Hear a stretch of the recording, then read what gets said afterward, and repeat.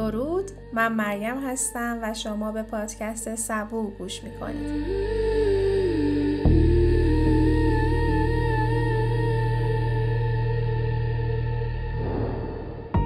اینجا قراره با هم به دل افسانه ها و اسطوره های ایران باستان بریم.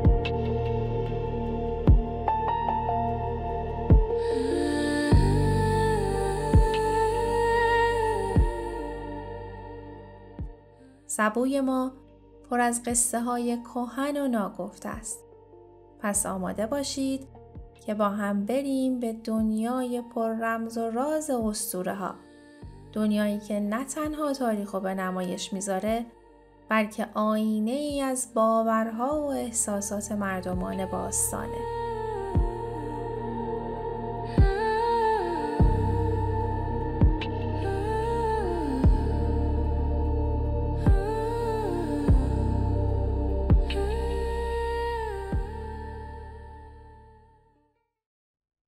خرد بهمن، راستی اردیبهشت و شهریاری شهریور بنیاد آفرینش رو استوار ساختند. با این همه جهان هنوز تهی بود. بیرنگ، بی معنا، بی تپش. چرا که نیروی عشق در اون ندمیده بود. و اون وقت بود که از ژرفای نور اهورایی سپندارمز پدید اومد. فروغی زنانه، آرام و ژرف که عشق رو در رگهای جان جهان روان ساخت. او زمین رو به جان خیش گرفت تا هر دانه‌ای از صبر رشد کنه و هر زخم کهنه‌ای به مهر التیام پیدا کنه. امروز با سپندارمز، ایزدبانوی زمین، تجلی فروتنی، بردباری و عشق و پاسدار زنان آشنا میشیم.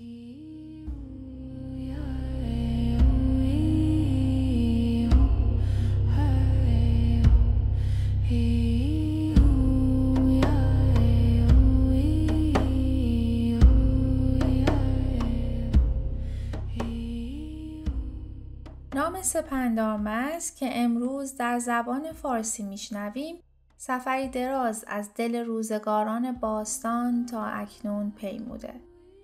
ریشه این نام به زبان اوستایی برمیگرده. در اوستا او رو سپنتا آرمایتی میخونن. واژه‌ای دو بخشی که هر جزء اون معنایی ژرف در خودش داره. بخش نخست سپنتا به معنای مقدس، افزاینده و پاکه. این صفت نه تنها برای آرمایتی بلکه برای خود واژه امشاسپندان، امشا سپنتا به معنای نامیرایان مقدس نیز به کار میره.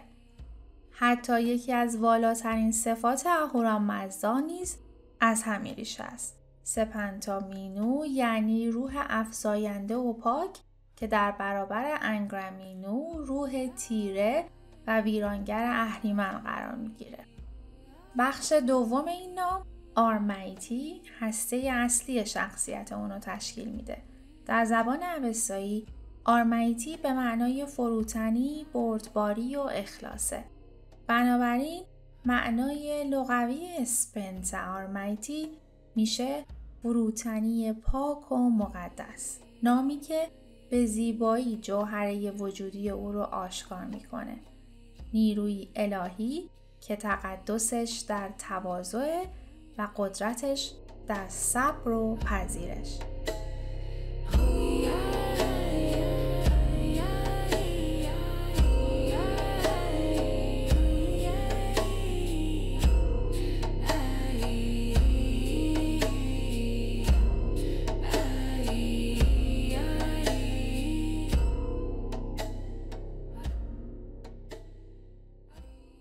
با گذر زمان و دگرگونی زبانها این واژه هم چهره‌ای تازه پیدا کرد. در زبان پهلوی دوران ساسانی به صورت سپندارمت یا سپندارمز در اومد و در فارسی امروز او رو با نام‌های سپندارمز یا به صورت خلاصه شده اسفند میشناسیم. از دیدگاه زبانشناسی بخش آرمایتی در زبان سانسکریت و متون ودایی هم دیده میشه و با مفاهیمی چون زمین، مهر و بردباری پیوند داره. در ریگودا واژه‌ای به نام ارمتی اومده که به زمین مادر اشاره داره و این همون ریشه مشترکی است که پیوند بین فرهنگ‌های کهن ایرانی و هندی رو نشون میده. سپندارمز، چهارمین امشاسپند، جایگاهی یگانه در میان فروغ‌های اهورایی داره. در اوستا او رو دختر اهورامزدا خوندن. اما این پیوند از جنس پدر و فرزند زمینی نیست. نشانی است از نزدیکی و هماهنگی عمیق او با خرد آفریننده. او پژواک مهر اهوراست. از اوست که عشق و فروتنی در جهان جان میگیره. در جهان مینوی جایگاهش در سمت چپ اهورامزداست. تجلی عشق، فروتنی و صبر الهی. نیرویی که مهر رو در تار و پود آفرینش میدمه.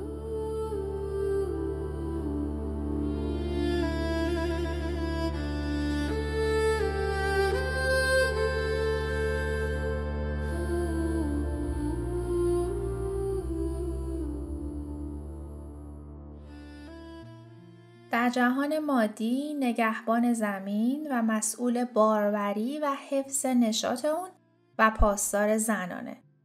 در نگاه ایرانیان باستان زمین و زن هر دو نشانه‌های آشکار سپندارمز هستند. نمودی از زایش، باروری و پذیرش. هر بذر که در خاک کاشته میشد هدیه‌ای بود به سپندارمز و هر آبادانی نیایشی در ستایش او و در برابرش هر ویرانی گناهی بود در برابر زمین و بی‌حرمتی بود به سپندارمز. این پیوند میان زمین، زن و سپندارمز بازتاب نگاهی عمیق در فرهنگ ایران کهنه. باوری که طبیعت و زن رو مقدس و سرچشمه حیات میدید. سپندارمز نیروی عشق و صبر رو در جهان جاری می سازه. او نیرویی است که مهر رو به ماده می بخشه. به سنگ جان میده و به خاک زایش می آموزه. و از اوست که انسان آگاه میشه عشق رو در دلش نگه داره و صبر و فروتنی رو در ریشه وجودش بنشونه. سپندارمز همچنین نقشی بنیادین در فرایند آفرینش انسان در داستان آفرینش داره. واسطه‌ای بین آسمان و خاک، پلی از فروغ مینوی به جهان مادی. در بخش آفرینش انسان جایگاه سپندارمز روشن‌تر میشه که در آینده بیشتر بهش میپردازیم.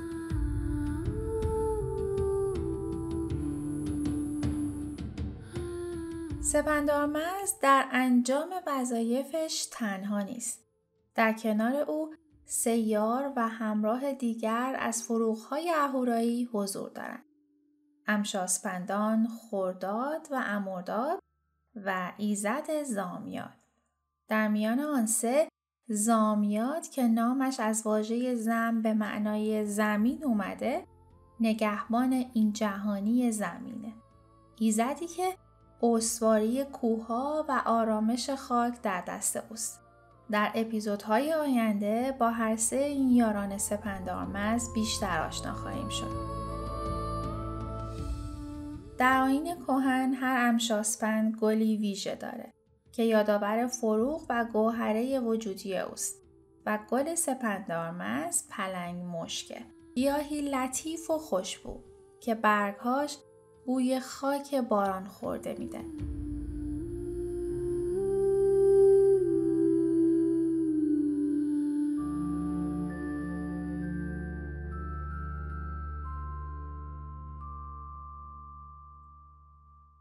اما هیچ نوری در جهان نیست که سایه‌ای در پی نداشته باشه. در برابر سپندارمز سایه‌ای پدیدار میشه به نام ناکهیس.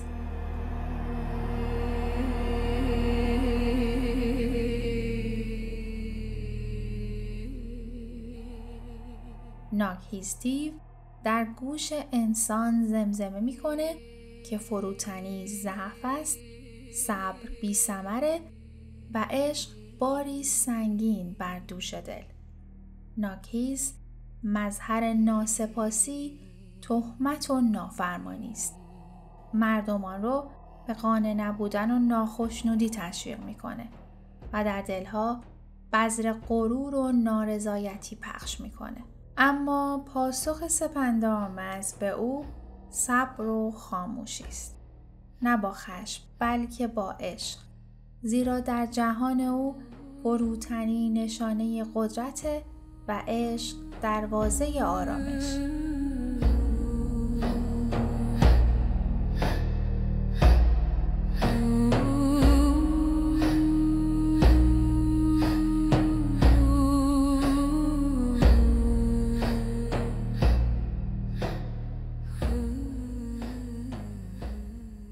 در میان جشن‌های رنگارنگ ایران باستان جشنی هست که از همه لطیف‌تره.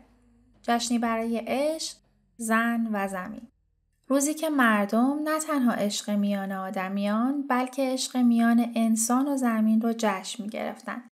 زیرا در نگاه ایرانیان باستان زن مادر انسان بود و زمین مادر جهان. هر دو زاینده، پرورش دهنده و شایسته مهر و سپاس. در اون روز عشق فقط یک احساس نبود، یک آیین بود. آیینی برای قدردانی، فروتنی و یادآوری مهر زمین.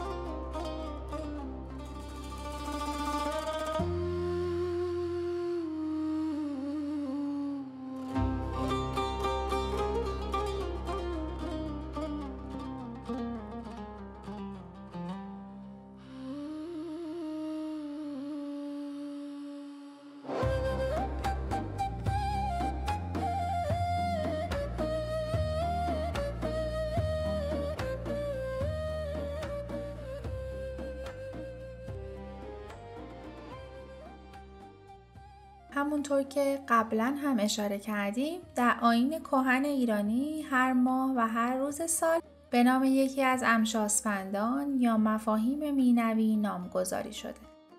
ماه 12 سال به احترام سپندارمز یا همون اسفند میخوندن و روز 5 هر ماه نیز سپندارمز روز نام داشت. وقتی که در تقویم باستانی نام ماه و نام روز با هم دیگه یکی میشه، اون روز رو مقدس و مینوی میدونستن. و 5 اسفند ماه جشنی برگزار میشد به نام سپندارمزگان. این جشن در روزگار باستان پیمان سالانه انسان با زمین و با مهر بود. پیمانی برای فروتنی در برابر خاک و زنان که هر دو نماد زایش و زندگی هستند.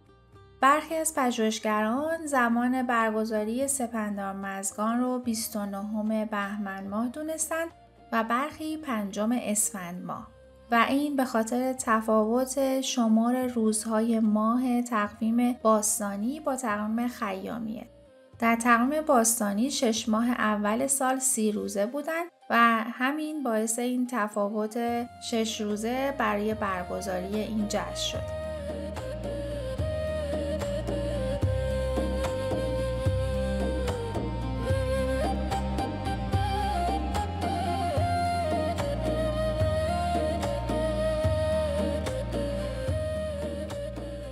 در سپندارمزگان مردم سپاس زمین رو به جا می آوردن و زنان رو به نشانه عشق و فروتنی گرامی می داشتن.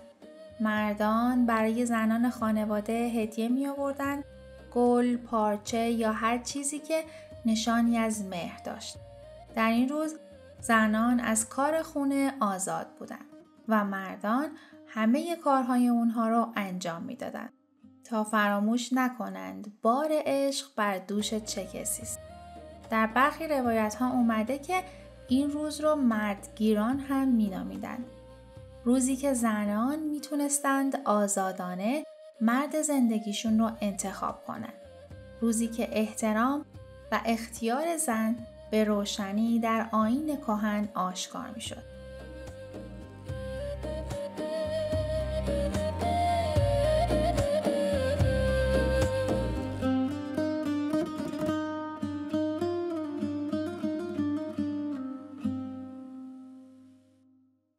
سپندارمزگان تنها روز گرامی داشته زن نبود. روز زمین هم بود. مردم برای خاک جشن می گرفتند. نهالی می کاشتند یا گلی در خاک می نشاندند تا سپاس خاک رو با دستهای خودشون ادا کنند و سرودهایی در ستایش زمین و باروری می خوندند. سپندارمزگان یادآور این حقیقت بود که عشق فقط میان آدمیان نیست، بلکه میان انسان و زمین هم جاری است.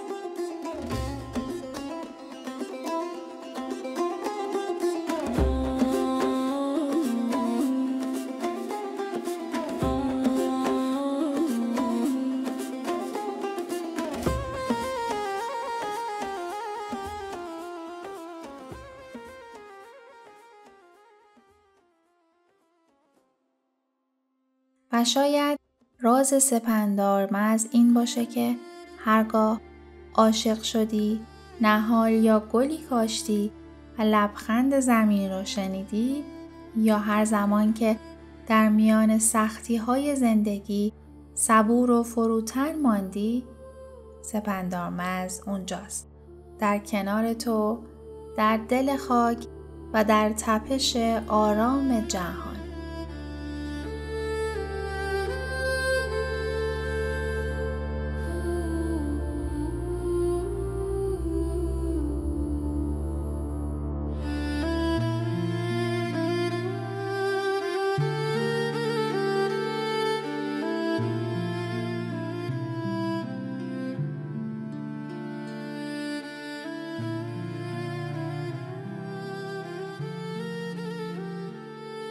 در پایان این قسمت یادآوری می‌کنم فهرست منابع، معرفی کتاب‌ها و مقالات مرتبط با اپیزود در بخش توضیحات براتون قرار گرفته.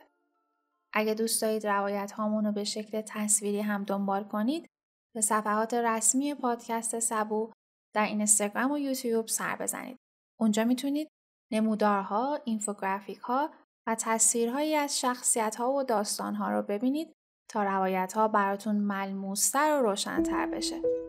خوندن نظراتتون و دونستن این که همراه من در این مسیر هستید برام دلگرمی بزرگیه. ممنونم که همسفر این بخش از روایت بودید و امیدوارم در ادامه این مسیر اسطوره‌ای با هم بمونید. هر پنجشنبه با یه داستان اساطیری تازه کنارتونم. تا اپیزود بعدی دنیاتون پر از افسانه ها و قصه های کهن. بدرود.